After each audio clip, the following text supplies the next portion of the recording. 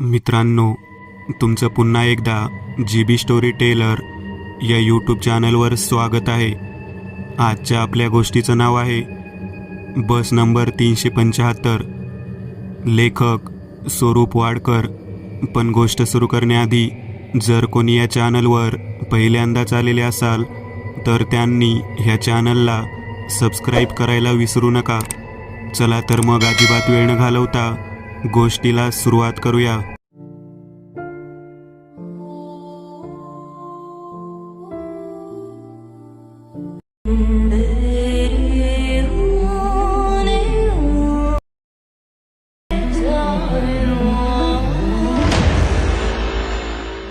जरा विचार करा की तुम्ही एखाद्या काळ रात्री सुनसान रस्त्यावर बसमधून प्रवास करत आहात आणि तेव्हाच तुम्हाला समजले की तुमच्यासोबत बसलेले सहप्रवासी कोणी माणूस नाही तर भूत आहेत.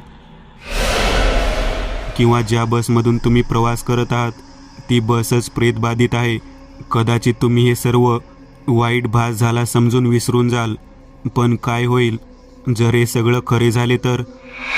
अशीच एक घटना घडली चीनच्या बीजिंग शहरात, जी आजतागायत चीनचे लोक विसरू नाही शकले. एक बस निघाली आपल्या प्रवाशांना त्यांच्या गंतव्यस्थानी सोडायला, परंतु ते सर्वजण पोहोचले मृत्युमुखात. या घटनेमुळे आजही चीनचे लोक उशिरा रात्री बसमधून प्रवास करायला घाबरतात. ही भानगड इतकी विचित्र होती की समजून घेण्यासाठी चीनचे पोलीस आणि प्रसारमाध्यम आजही विफल आहेत. यामुळेच बीजिंगच्या न्यूज वेबसाईट्स आणि प्रसारमाध्यमांनी याला द मिडनाईट बस ऑफ 375 आणि द लास्ट बस टू फ्रेगेंट हिल्सचे नाव दिले आहे. 7 स्टॉप लांब बसचा हा प्रवास युआन मिंग हुआन शियानशांग बस स्टॉपपर्यंत जवळजवळ 16 किमीचा होणार होता. 14 नोव्हेंबर 1995 म्हणजे आजपासून जवळपास 28 वर्षांपूर्वी या थंडीच्या रात्री एक वयस्कर महिला, तरुण मुलगा आणि एक जोडपे युआन मिंग हुआन बस स्टॉपवर बसची वाट बघत होते. काही वेळ प्रतीक्षा केल्यानंतर थंडीच्या त्या रात्री निर्जन रस्ते धुक्याने झोकाळले जात होते. चीर शांतता हळूहळू पाय पसरू लागली होती. रस्त्यावरच्या भटक्या कुत्र्यांचे भुंकणे ती शांतता भंग करत होते. तिथे कोणी नव्हते, त्यामुळे ते लोक आपापसात बोलायला लागले. ठीक 11 वाजता त्या स्टॉपवर शेवटची बस दिसते. त्या बसमध्ये त्यावेळी एक बस चालक आणि एक महिला कंडक्टर व्यतिरिक्त कोणी नव्हते. बस स्थानकावर थांबताच ते सर्वजण बसमध्ये चढतात. बसमध्ये आता 6 जण प्रवास करत होते. 2 बसचे क्रू मेंबर्स आणि 4 प्रवासी. सर्व प्रवाशांना घेऊन बस आपल्या प्रवासावर पुढे निघते. सर्व काही सामान्य वाटत होते. रात्रीची वेळ असल्याकारणाने रस्त्यावर शांतता चारही बाजूंना होती आणि फक्त बसच्या इंजिनचाच आवाज येत होता. बसमध्ये बसलेले प्रवासी बाहेरील दृश्यांचा आनंद घेऊ लागले, पण धुक्याने त्यांचा हा मनसुबा हाणून पाडला. बस काही वेळ चालते तेव्हा चालकाला रस्त्याच्या कडेला हात करताना 2 आकृत्या दिसतात. चालक प्रवाशांना बसमध्ये चढवायच्या उद्देशाने बस थांबवतो, जेणेकरून ते लोक बसमध्ये चढू शकतील. बस थांबली आणि बसच्या मागच्या दरवाजाने जेव्हा ते 2 लोक चढत होते तेव्हा अचानक दिसते की ते 2 नाही तर 3 जण आहेत आणि ते 2 लोक तिसऱ्या व्यक्तीला आधार देत बसमध्ये चढवू लागतात. त्या तिघांनी चीनी पारंपरिक कपडे परिधान केलेले असतात. तिघांचे तोंड खालच्या बाजूला होते. असे वाटत होते जणू ते सगळेजण पिलेले आहेत आणि ते तिघे बसच्या मागच्या सीटवर जाऊन बसतात. सुनसान रस्त्यावर धावती बस, बसमध्ये शांतता आणि 3 असे प्रवासी जे पारंपरिक चीनी कपडे घालून आहेत आणि शिवाय त्या तिघांचे तोंडही काही स्पष्ट दिसत नव्हते. हे विचित्र दृश्य पाहून बाकी प्रवासी जरा घाबरतात. त्या 3 प्रवाशांचे हावभाव सुद्धा बाकीच्यांना थोडे अडचणी टाकत होते. त्याच अडचणीने बसमधील वातावरण जरा भीतीदायक बनवले होते. थोडा वेळ गेला आणि बस आपल्या पुढच्या स्टॉपवर पोहोचली आणि ते चिनी जोडपे बसमधील याच वातावरणामुळे बसमधून उतरते. बसमध्ये आता 7 जण होते. वयस्कर महिला बसच्या पुढच्या सीटवर बसली होती. तरुण मुलगा तिच्याच पुढच्या सीटवर बसला होता आणि ते 3 लोक बसच्या मागच्या सीटवर होते. बस आपल्या ठरलेल्या मार्गावर चालत राहते. वयस्कर महिला भीतीमुळे सारखे मागे वळून त्याच तिघांचे चेहरे बघायचा प्रयत्न करत राहते, पण प्रत्येक वेळी तिचे हे प्रयत्न अयशस्वी होतात. काही वेळ गेला आणि घाबरलेली वयस्कर महिला अचानक किंचाळायला लागली आणि तिच्या पुढे बसलेल्या तरुण मुलाला रागवायला लागली. बसमध्ये भांडण होत आहे पाहून महिला कंडक्टर वयस्कर महिलेजवळ आली आणि सगळा विषय जाणून घ्यायचा प्रयत्न करू लागली. वयस्कर महिला सांगू लागली की या मुलाने माझी पर्स चोरली आहे आणि तो मुलगा तिचा आरोप नकारत म्हणतो की मी तर पुढच्या सीटवर बसलो आहे, मी पर्स कशी चोरू शकतो. नक्की यांना भास झाला आहे. पण त्या वयस्कर महिलेने काही नाही ऐकले आणि महिला कंडक्टरला बोलली की आम्हाला पुढच्या स्टॉपवर उतरवा, मला या मुलाची पोलीस स्टेशनमध्ये तक्रार करायची आहे. पुढचा स्टॉप आला आणि चालकाने बस स्टॉपवर थांबवली. ते दोघे त्याच बस स्टॉपवर उतरले. चिडलेल्या त्या मुलाने वयस्कर महिलेशी भांडण सुरू केले आणि म्हणाला, मी तुझी कोणतीच पर्स नाही चोरली, कुठेही ते पोलीस स्टेशन. वयस्कर महिला त्या तरुण मुलांना शांत करत म्हणाली, मी तुला पोलिसात द्यायला नाही उतरवले, तर त्या बसमधून उतरवून मी तुझा जीव वाचवला आहे. हे ऐकून तो मुलगा जरा चकित होतो आणि प्रश्न विचारू लागतो, तू माझा जीव कसा वाचवलास. मग वयस्कर बाई त्या 3 जणांबद्दल सांगू लागते. तिने सांगितले, ते तिघे विचित्र माणसं जी मागच्या सीटवर बसली होती, ती माणसं नाही तर भूत होती. असहमत होत त्या तरुण मुलाने त्या वयस्कर महिलेला याबद्दल अजून प्रश्न विचारायला सुरुवात केली की तू हे कसे बोलू शकतेस, नक्कीच तुला भास झाला असणार. पण वयस्कर महिला आपल्या म्हणण्यावर ठाम राहिली आणि म्हणाली, जेव्हापासून ते तिघे चढले होते तेव्हापासून मला ते तिघे जरा विचित्रच वाटत होते, म्हणून मी वारंवार मागे वळून त्यांना बघत होते आणि जोराचे वारे त्यांच्या कापडांना हवेत उडवत होते. तेव्हाच मी बघितले की त्यांचे तर पायच नव्हते, पण ते तिघे स्वतः बसमध्ये चढले होते. हे सगळे ऐकून तो मुलगा तिथे स्तब्ध झाला. भीतीने त्याची घाबरगुंडी झाली होती. त्याच्या तोंडून शब्दच फुटत नव्हते. थोडी हिंमत करून त्याने वयस्कर महिलेला विचारले, आता आपल्याला काय करायला पाहिजे. वयस्कर महिलेने जवळच्याच पोलीस ठाण्यात जाऊन सगळी भानगड सांगायची असे ठरवले. मग ते दोघे पोलिसांकडे गेले. पोलिसांना सर्व काही विस्ताराने सांगितले, पण पोलिसांनी त्यांच्या बोलण्याकडे जास्त लक्ष नाही दिले आणि कार्यवाहीचे आश्वासन देऊन त्यांना घरी जायला सांगितले. त्यानंतर ते दोघे आपापल्या घरी गेले.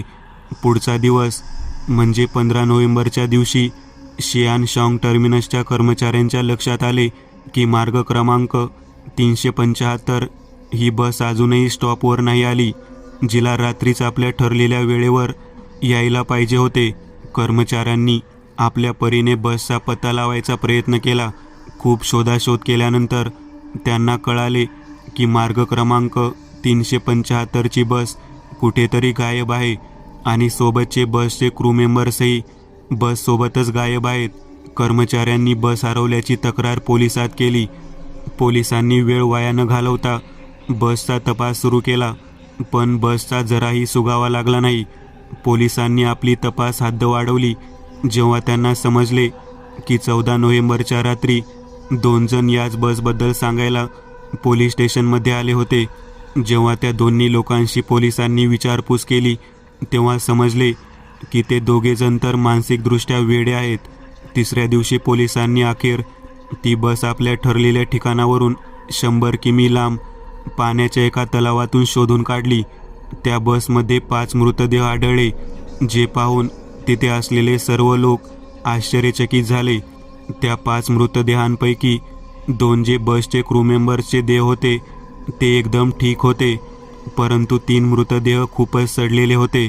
बसमध्ये घडलेल्या घटनेनंतर चीनमध्ये ही घटना खूप प्रचलित झाली.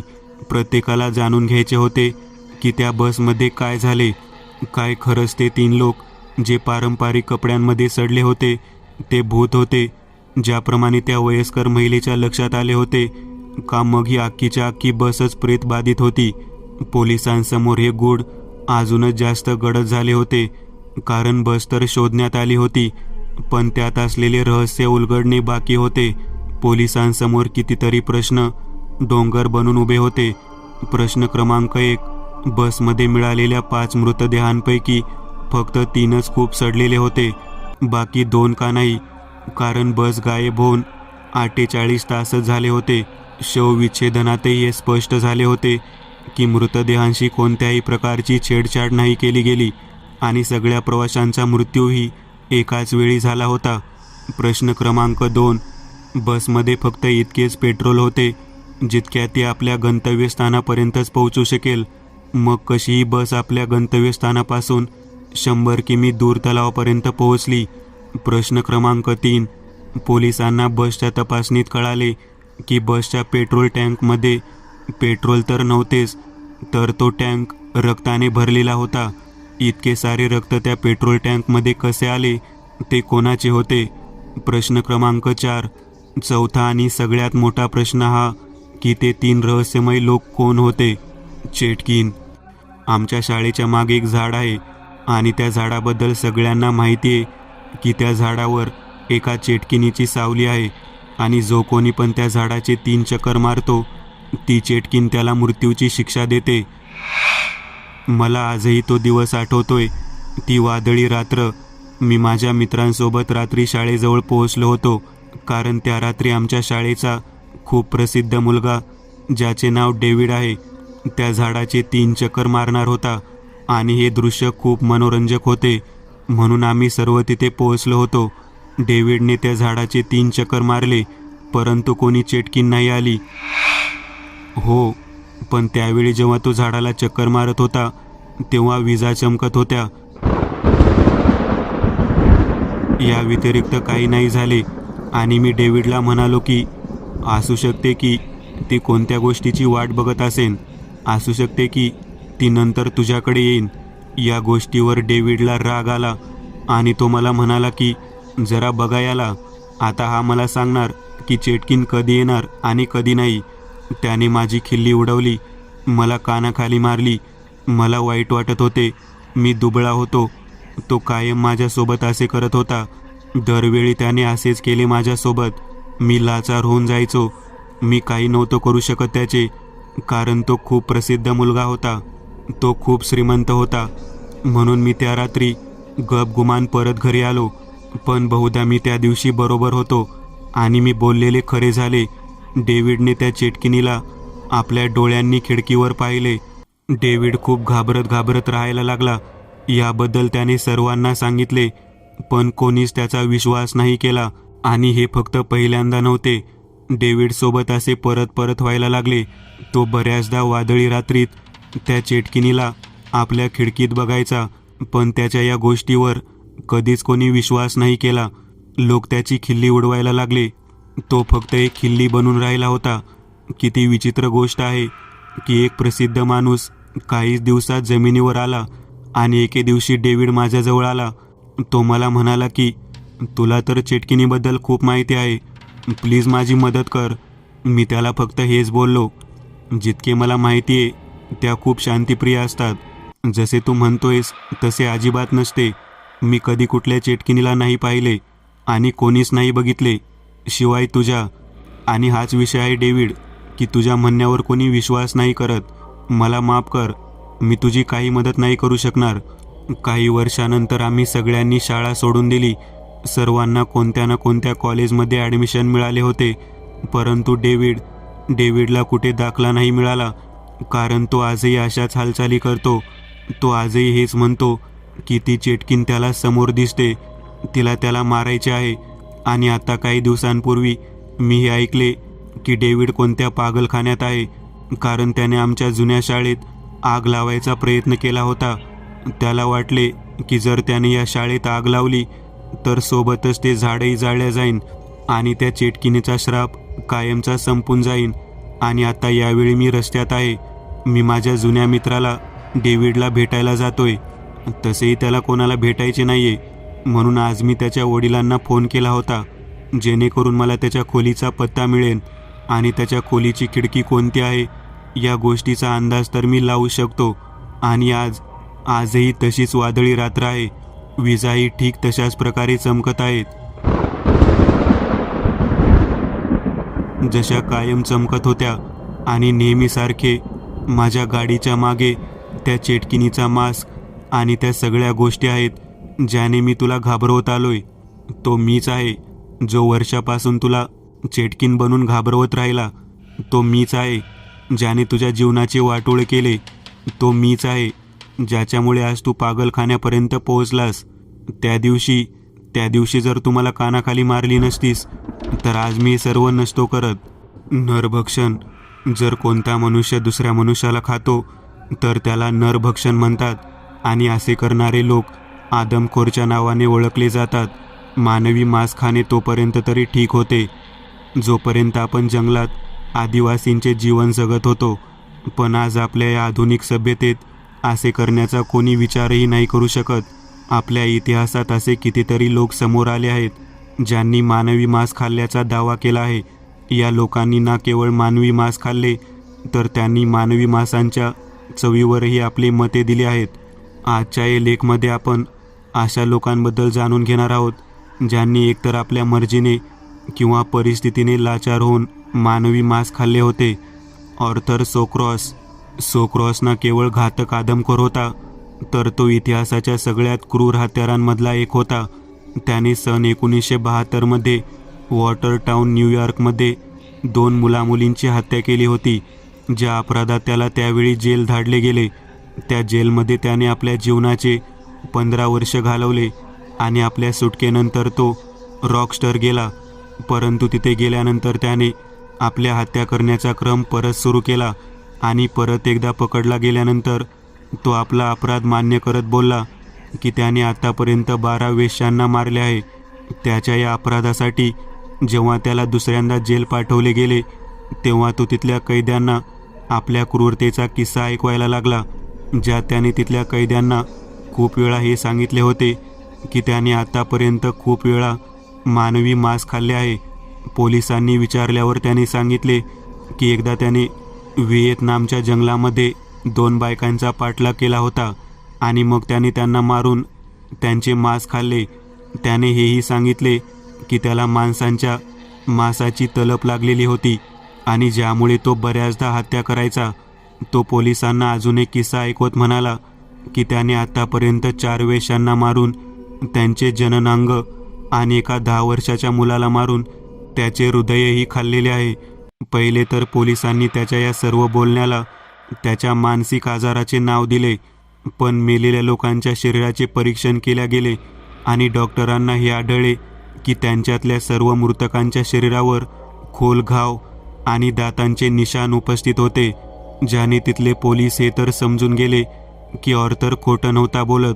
आपल्या या सर्व अपराधांव्यतिरिक्त ऑर्थर सोक्रॉसने पोलिसांना हेही सांगितले की मांसांची चव डुक्कर आणि जंगली मेंढ्यांच्या भुनलेल्या मांसांसारखी वाटते. पीटर ब्रॉयन हत्या करण्याचा क्रम त्याच्या दुकानाच्या मालकाद्वारे त्याला नोकरीवरून काढल्याबरोबर सुरू होतो. रागात पीटर ब्रॉयन दुकानदाराच्या 20 वर्षीय मुलीचा हातोड्याने मारून जीव घेतो आणि स्वतःही आत्महत्येच्या प्रयत्नेत बाल्कनीतून उडी मारतो. त्याच्याद्वारे केल्या गेलेल्या या सर्व घटनांनंतर त्याला मानसिक रूपाने आजारी समजून पागलखान्यात दाखल केले जाते. तिथे 9 वर्ष घालवल्यानंतर त्याला एका रुग्णालयात पाठवले जाते, जिथे परीक्षण केल्यानंतर हे समजले की तो मानसिक रूपाने पूर्णपणे ठीक आहे. आता तिथल्या पोलिसांना असे वाटते की पीटर ब्रॉयन पूर्णपणे ठीक झालेला आहे आणि आता त्याला समाजात राहण्यासाठी सोडले जाऊ शकते. पण पोलिसांचा हा निर्णय चुकीचा ठरतो आणि आपल्या सुटकेच्या रात्रीच पीटर ब्रॉयन एका 43 वर्षीय वयस्कर महिलेच्या घरी जातो आणि तिथे जाऊन तो परत एकदा हातोड्याच्या मदतीने त्या महिलेची हत्या करतो. हत्या केल्यानंतर तो त्या महिलेच्या हातापायांना चाकू आणि करवतीच्या मदतीने कापून वेगळे करतो. जेव्हा घटनास्थळी पोलीस पोहोचतात तेव्हा पोलिसांना तिथे एक भयावह दृश्य पाहायला मिळते. पोलीस बघतात की पीटरने त्या महिलेचा मेंदू काढून एका कढाईत ठेवला होता पीटर ब्रॉयनला विचारल्यावर त्याने पोलिसांना सांगितले की त्याने त्या महिलेच्या मेंदूला लोणी शिजवून खाल्ले होते आणि त्याने पोलिसांना हेही सांगितले की त्या महिलेच्या मेंदूची चव खूप चविष्ट होती आणि तिच्या हातापायांच्या मांसांची चव चिकनसारखी होती. ब्रायनद्वारा केले गेलेल्या या कामाने पोलिसांना परत हा विश्वास झाला की पीटर ब्रायन मानसिक रूपाने आजारी होता आणि तिथल्या पोलिसांनी त्याला परत एकदा रुग्णालयात पाठवले. पण तिथेही त्याने वर्ष 2004 मध्ये आपल्याच एका साथीदाराची हत्या केली. ब्रॉयनने सांगितले की त्याला आपल्या या साथीदारालाही शिजवून खायचे होते, पण त्याला शिजवण्यासाठी त्याच्याजवळ पर्याप्त वेळ नव्हता, म्हणून त्याने आपल्या साथीदाराला कच्चे खाल्ले. टोबियास निपॉम एक अमेरिकन कलाकार होता ज्याला सन 1995 मध्ये पेरूची फुलब्राईट फेलोशिप मिळाली, म्हणून तो न्यूयॉर्कतून पेरूला जात होता. पण वाटेत त्याने एका आदिवासी जनजातीबद्दल ऐकले जे जंगलात निवास करायचे आणि तीरधनुष्याने शिकार करून आपले पोट भरायचे. टोबियासला ही जनजाती खूपच रसदायक वाटली आणि तो कंपास घेऊन एकटाच त्या जनजातीला शोधायला निघाला. ती जनजाती अत्यंत कुख्यात होती, परंतु त्यांनी टोबियासवर हल्ला करण्याऐवजी आपल्यामध्ये त्याचे स्वागत केले. त्या जनजातीला भेटल्यावर टोबियासने हा निर्णय केला की तो आता आपले पूर्ण जीवन याच आदिवासींसोबत घालवणार. टोबियासच्या या निर्णयाला धक्का तेव्हा लागला जेव्हा तिथल्या आदिवासींनी आपल्या जवळच्याच एका दुसऱ्या गावावर हल्ला केला आणि त्यांनी तिथे 6 लोकांना मारून टाकले. या शिकारानंतर त्या लोकांनी तिथे मेलेल्या लोकांच्या शरीराला आपल्या गावात आणून आगीवर शिजवायला सुरू केले आणि त्या आगीच्या चारही बाजूंनी ते आदिवासी लोक नाचायला लागले. हे पूर्ण दृश्य पाहून टोबियास खूप घाबरला आणि त्याला आपल्या मृत्यूचीही भीती सतवायला लागली. नाचगाणे संपल्यानंतर त्या आदिवासी जनजातीच्या मुख्याने टोबियासला त्या मृतांचे मांस खायला दिले, ज्याला पाहिजे नसताना टोबियासला खावे लागले. या घटनेने टोबियास इतका घाबरून गेलता की तो त्याच रात्री त्या कबिल्याला सोडून पळून गेला. पुढे जाऊन टोबियासने keep the river on your right नावाचे एक पुस्तक प्रकाशित केले, ज्यात त्याने आपल्यासोबत घडलेल्या पूर्ण घटनेचा उल्लेख केला होता. हे पुस्तक त्यावेळी अतिशय पसंत करणाऱ्या पुस्तकांमध्ये समाविष्ट झाले. जेव्हाही टोबियासला कोणी मानवाच्या मांसाची चव विचारायचा तेव्हा तो त्या प्रश्नाकडे दुर्लक्ष करायचा आणि तो कधी त्या प्रश्नाचे उत्तर नव्हता देत.